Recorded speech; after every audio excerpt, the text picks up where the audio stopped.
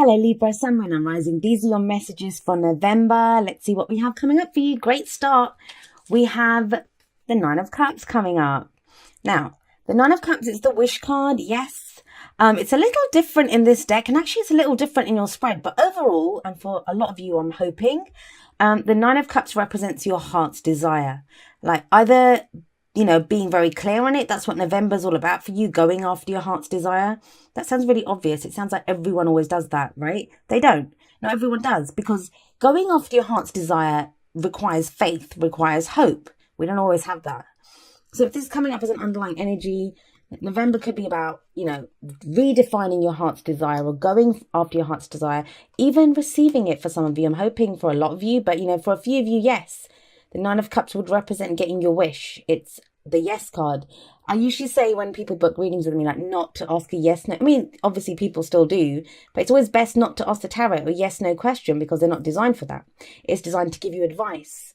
But if there was a yes card, then this is the card that is yes. The answer to your question is yes with the Nine of Cups because it's your wish. It's your heart's desire. Now, I said all that. And we have 9 cups here. And we have this little boy. I think it's a little boy. He doesn't look very happy, right? He has 9 cups. Usually in the 9 of Cups, the guy looks thrilled. He looks very kind of smug as hell. Like, he has 9 cups. He looks miserable. Sat there. And there's a gap there. It's like he's missing one. So, there is the darker element to this card. Each card has a darker element and a lighter one. Is greed. This can indicate greed. So he has 9. He's not happy because he wants the 10th. He wants the 10th one. So you could be dealing with someone like that, that's not satisfied. It could be you, that even though it feels like you've gotten your heart's desire, it's not really like, you want something more. It's not enough. You need more. The reason I went with the greed element, I don't usually with the 9 of Cups, is, well, for a couple of reasons. This is the first one. We have the Devil coming up at the heart of your reading. Now, the Devil can indicate addictions. Basically, the basic meaning of the Devil card is what has power over us. What has power over us? Now, it's the card for Capricorn. And I always get a Capricorn or two that don't like it when I say that about this card. You're not the devil, Capricorn. That's not what this card says. It's called the Devil. The card is called the Devil, but it talks about power, integrity. What has power over you? And that's what the sign of Capricorn governs. It's about who governs us. What are our governing bodies? Governments, the financial institutions. Integrity, that's what Capricorn is totally about.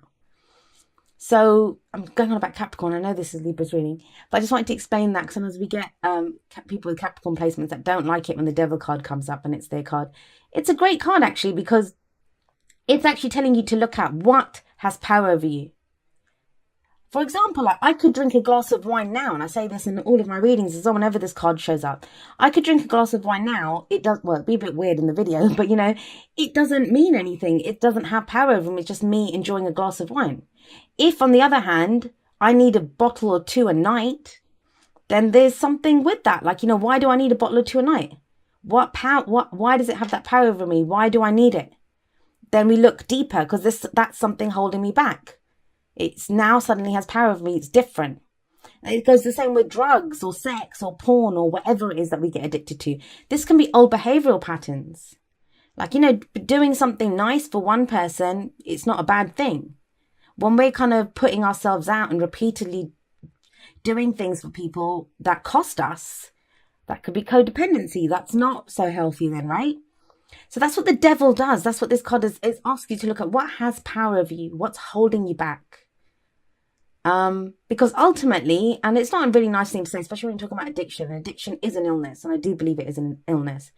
If there is an addiction, ultimately you have to take steps. I mean, I was talking to someone the other day who they kicked a drug habit, and we were having a discussion about this. He actually wrote an article or something he posted somewhere, and he was talking about this, that you can't force people. You can't take it upon yourself to help someone. It doesn't work like that. And he was, as a recovering addict, he was talking about this. And that's what this kind of talks about, that, it's up to the person. So even that asking for help, that person has to ask for help. That is freeing yourself. And that's what the devil talks about, that you have the power to free yourself. Now, I'm talking about addictions. It can go all the way to like behavioral patterns, the way we interact with people, our responses, like something comes up and we start acting like, some people, I call it the zombie mode. Like, you know, when you just retreat and you don't share what's going on with you, that might be an unhealthy behavioral pattern that you have. So that kind of is this. I'm going on about this a little bit because this does come up again later on in your reading, and it's at the heart of your reading. So you may be dealing with someone who has addictions. You may be freeing yourself. I mean, that's where you might be. You might have an addiction to something, you know, behavioral pattern. You might be feeling stuck. This can be, like, we say the word addiction to it. It could be karmic ties. Like, you know, you'll feel like you're tied to a situation or a person. But it's saying that you can free yourself. That's what the devil says. You have the power to take back control in this situation. And it kind of feels like you're doing that, to be completely honest. We have the 9 of Swords coming up as a past energy. So you didn't feel like you could for a long time. This just stressed you out. Maybe you weren't even talking about it. No one knew how bad the situation was. You've been hiding it. You've just been thinking about it. You've probably not been showing anyone. This is, as much as Swords talk about, oh God, what am I saying? Our ideas, our beliefs, our thoughts, you know, and how we communicate them. This is one of the cards that shows no communication. It's when we try to sleep at night and we can't even sleep because the stress, the anxiety is keeping us up. So you've gone through this and you've passed through this. You're not doing this now. Because look, now we have, so in the present, we have the 6 of Pentacles. Now, the 6 of Pentacles, it's a kind of balance. It's about give and take, equal give and take. It's usually called a charity card, which I don't really like for it. But, you know, it looks like an act of charity, right? He's giving to the poor. But he gets something out of this too. They are giving him the opportunity to do something good. He has surplus. He can share it with others and feel good about it. They don't have surplus. They don't have anything. So, you know, they're receiving with gratitude from this person. So this is give and take. Now, if this is a relationship, this is equal give and take within that relationship, is balance. If this is about finances, this is going to be like compensation for the work that you do, fair compensation for the work that you do. If you haven't been getting paid. Now, I like this. I like this about this. Because it feels like that balance, and I know it's a bit of a cliche, but that balance is what you want. That's your heart's desire. For some of you, that's all you wanted, like to get the fair payment, or to be heard, to be seen within the relationship, to have that balance restored. It's coming back in. I mean, it's not your card. It's not justice. That would be like the major arcana version of this. But this is at some level, yes. I get for a lot of you, it's financial, because I know there's been financial stuff that's been coming up. But with this 9 of Cups, it feels like even if you want more, even if your heart's desire is to get more, you know, with that missing cup there, that's not your heart's desire. You're getting somewhere now. There's balance at least. So the books are getting balanced, or, you know, there's give and take within the relationship. There's balance. These two, I see the greed element. When this comes up with this can be someone who has a drinking problem, right? So there's a greed element in this. These two, no. This feels more innocent, more, you know, balanced. That's what you guys are all about. There's more balance here. There's more fairness here. Where does that lead? Well, we have coming up in the future, we have the World card. Now, the World, it's a card of a successful completion of a cycle. It's the last card of the major arcana. It can talk about karmic situations coming to an end. Because the thing with this, the reason I say that is it's the card for Saturn. I think that's, yeah, we have Saturn symbol there at the bottom. It's the card for Saturn. Saturn is the Lord of Karma. So even sometimes we get to the end of something and it feels like it just destroyed us. That, you know, we feel like we didn't do anything or it didn't work out well for us. Whatever it is, this card is saying you've successfully completed it. You've learned all your lessons. You've cleared your karma. You've done whatever you needed to do. Take a breath because you're going to get ready to go again. Now, this can be a bit of a frustrating energy because you kind of feel like some things have ended, but something new hasn't begun yet. I like it with this sat above it because it kind of feels like this might have been, a situation that kind of was ending or supposed to end, or you were trying to free yourself, break the chains. It will do. With the World card coming in, that's a great card. And it does talk about the completion. It completes, that cycle completes. And it's a successful completion, right? And that's when people are like, I didn't successfully do anything. But you have that echoed here. You have the Six of Wands coming up as your advice card. This is telling you this is a success. This is a victory card. It's recognition for whatever you've done. It's being able to take pride in your work, being recognized for what you've done. If you're trying to, sometimes this can come up when we're trying to get noticed for something. And it feels like, all right, this is a very strange interpretation of this, and I wouldn't normally do this, but it's just because this is coming up and it's kind of come to me.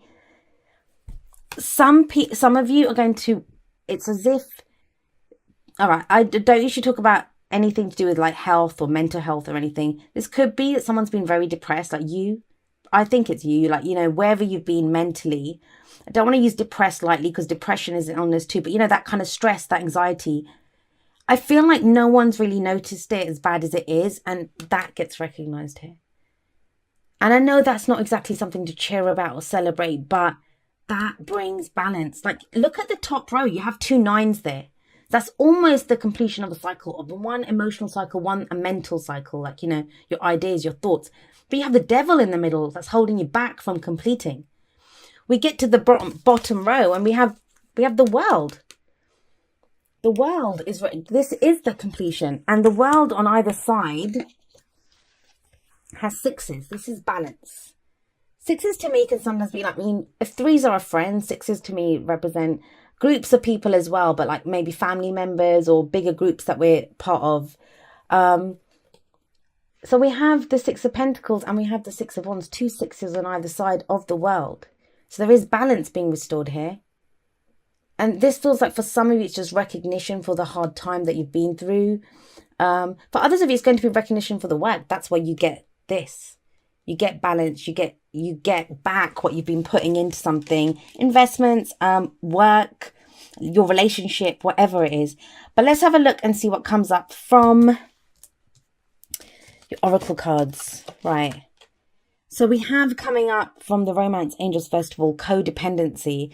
Addictions are affecting your romantic life. So this is why I was talking about the devil, because these two are basically the same.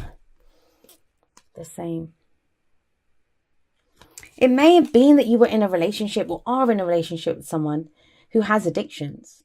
And it's codependency, right? So that might be, I don't want to say enabling them. Like, I want to use terms like this, but when we give too much. But this is a good thing to recognize with these two coming up, that there is more balance coming in now. There is this thing about equal give and take.